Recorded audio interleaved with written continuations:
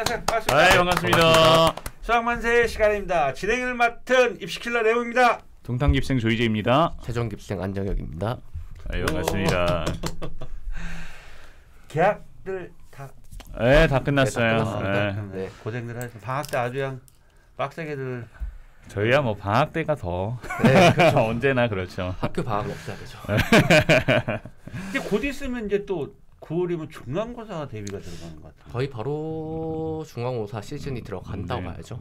사실 중학교 친구들은 좀 덜하지만 고등학교 친구들은 내신 준비라고 뭐 저희는 여기부터 여기까지면 내신 준비해요라고 말하기가 힘든 경우가 많아요. 그래서 친구들 개학했다라고 생각하면 바로 좀 있으면 중간고사구나라고 생각할 수밖에 없죠. 계약과 바로. 그렇죠. 네.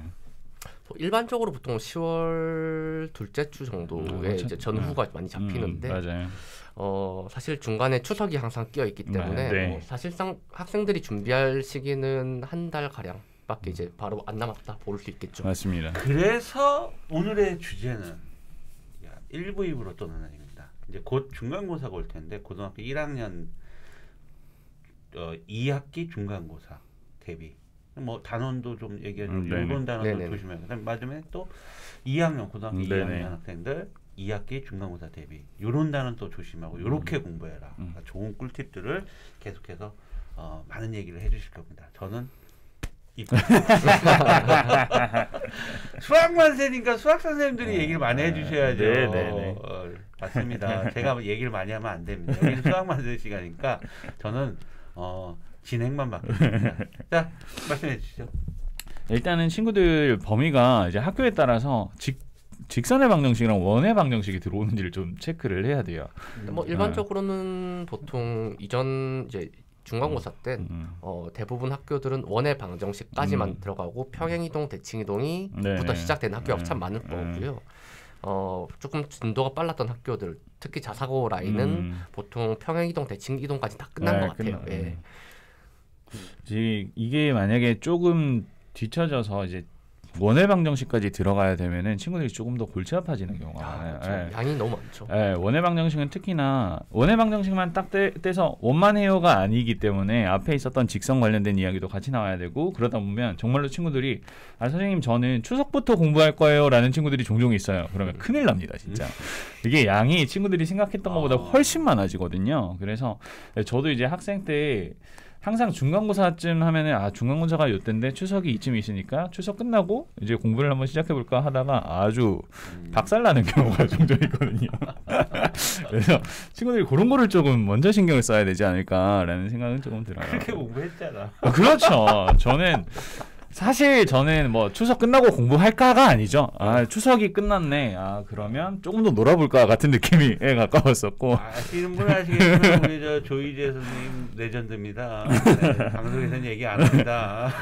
그래서 그런 일단은 범위에 대한 생각을 친구들이 조금 먼저 해볼 수 있지 않을까라는 생각이 조금 들어요. 범위가 어디까지냐고 좀 많이 잡힐 것 같은데 일단 명제까지는 거의 확실시 되는 것 같고요. 함수가 조금 들어가냐 안 들어가냐인 것 같아요. 조금 포인트가 되는 단원이라고 하면은 일단 어머님들이나 학생들도 아시다시피 집합은 다 잘하거든요. 네, 모든 학생들은 집합은 잘해요. 네, 그래서 이제 집합에서는 크게 곤란하진 않을 건데 그럼에도 불구하고 집합이 조금 어렵게 나올 수 있는 게 명제가 섞이면서 어렵게 나올 수 있는 부분이 있거든요. 학생들의 이제 이 점수 상대적인 이 차이를 주기 위해서 가장 큰 거는 서술형에서 명제로 이 명제라는 이 단원 특성상에 뭔가 증명을 논하게 하는 이런 방향의 서술형 문제가 나오게 되면 무조건 이거는 서술형에서 감점이 만들어질 수밖에 없는 상황이 나오고 특히 이 명제 증명 방법은 두 가지로 갈려지는데 대우법과 귀류법.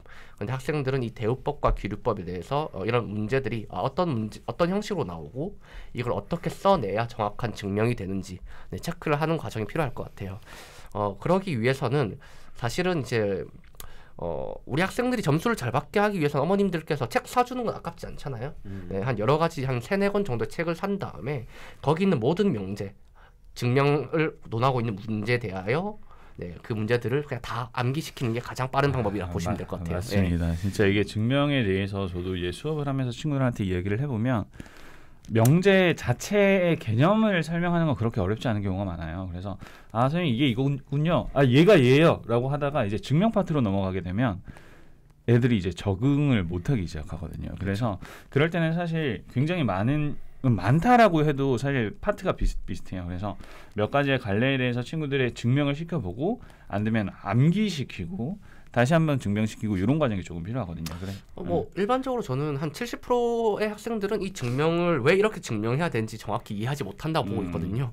사실은 학생들이 이 증명에 대한 걸 완전하게 이해하기 위해선 조금 더 고차원적인 사고력을 더 바탕이 돼야 되는데 아직은 현재는 이때까지 해왔던 공부 자체가 문제를 풀고 맞추는 데 집중돼 있다 보니까 이게 왜 이렇게 했더니 증명이 되는 거지? 라고 명확하게 보지는 못하고 있어요. 사실 뭐 명제란 파트 자체가 문제는 완전하게 이제 한정이 돼 있거든요.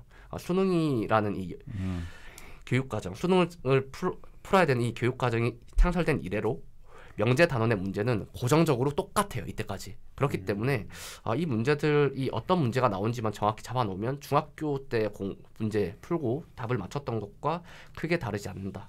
다만 교과 특성상 명제라는 파트는 아무래도 수학을 푸는 느낌보다는 국어를 읽고 이해해야 되는 비문학에 더 가까운 문제다라고 보시면 될 것 같아요. 비문학과 약간 수학이 섞여 있는 느낌. 조금 있고. 비문학이야? 네, 왜냐면 이게 약간 글을 써내려가는 느낌에 가까워요. 증명을 하다 보면. 그래서 얘가 왜 이렇게 안 돼요? 라는 거를 설명을 해야 되는데 사실 친구들은 정말로 그냥 문제를 풀고 요즘 제가 이제 방학 때 너무 화가 나는데 방학 때 이제 저는 서머 캠프를 하면서 9시부터 애들을 막 4시까지 계속 공부를 시키잖아요. 그러면 뭐 당연히 제가 방학 한 7kg가 빠졌었거든요. 그래서 저도 힘들고 친구들도 힘들 수밖에 없어요. 이렇게 수업을 하다 보면 나중에는 한 3교시쯤 지나가게 되면 애들이 문제를 안 읽고 문제를 풀기 시작해요. 그러니까 생긴 형태만 보고 이거 구하라는 거겠지? 라고 해서 문제를 풀거든요. 근데 대부분의 친구들이 문제를 풀 때 정확하게 내가 얘를 구해야 되구나, 어떤 조건이 있구나, 그러면 내가 이런 식으로 문제 해결을 해나가야 되구나, 이 과정을 거치지 않고 푸는 경우가 많아요. 대충 요거를 푸는 거네? 그럼 나는 일단 문제를 풀어볼게 라는 느낌으로 친구들이 중간 과정이 생략된 느낌으로 문제를 접근을 하거든요. 근데 증명은 그게 불가능해요. 그렇기 때문에 친구들이 정확히 내가 얘를 풀기 위한 위에서부터 조건을 하나씩 풀어나가야 되는데 친구들이 문제를 풀 때 왜라는 과정과 문제에 대한 통찰력이 굉장히 부족한 상황에서 증명을 하다 보니까 아무것도 안 되는 경우가 많아요. 그렇기 때문에 저희가 암기를 해야 된다라고 이야기를 하는 게 이런 부분이 많이 부족해서 그런 거거든요.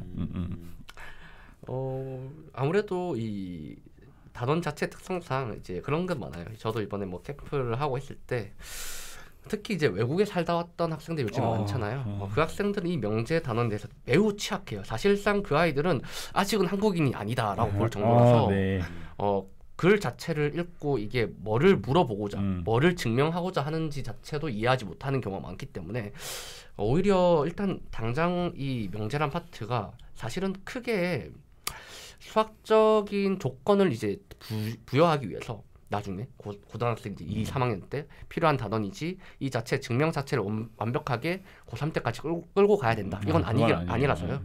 이때 잠깐 자기가 이해가 안 된다면 그냥 가볍게 마치 영어 단어 외우고 영어의 뜻을 외우듯이 외워주는 게 오히려 더 다른 부분에 할애하는 시간 더 많이 쓸 수 있겠다라고 볼 수도 있어요. 그렇다면 이 서술형의 이 명제가 많이 출제되겠네요. 출제가 나오기도 하고 출제하기가 쉽죠. 네. 사실 이거를 문제도 짧아요. 루트 3이 무리수임을 증명하여라. 이게 딱 이 글자 끝이에요. 근데 그걸 증명하면 되니까. 너무 대표적인 예시들이 몇 가지가 있어요. 그래서 친구들이 사실 여기 증명 한 4개 정도 외우면 그 다음은 어차피 다 똑같이 돌아가는 거라서 근데 그거를 못 외워요. 물론 이제 루트 3이 무리수임을 증명하여라 다음에 다른 그걸 알고 있지만 루트 2를 무리수임을 증명하여라 이걸 못 푸는 거는 수학을 하면 좀 안 되는 거예요. 그냥 숫자만 바뀌어서 나오기 때문에 이게 똑같이 암기가 하면은 가능하다라는 거죠. 중간고사는 2학기 중간고사는 좀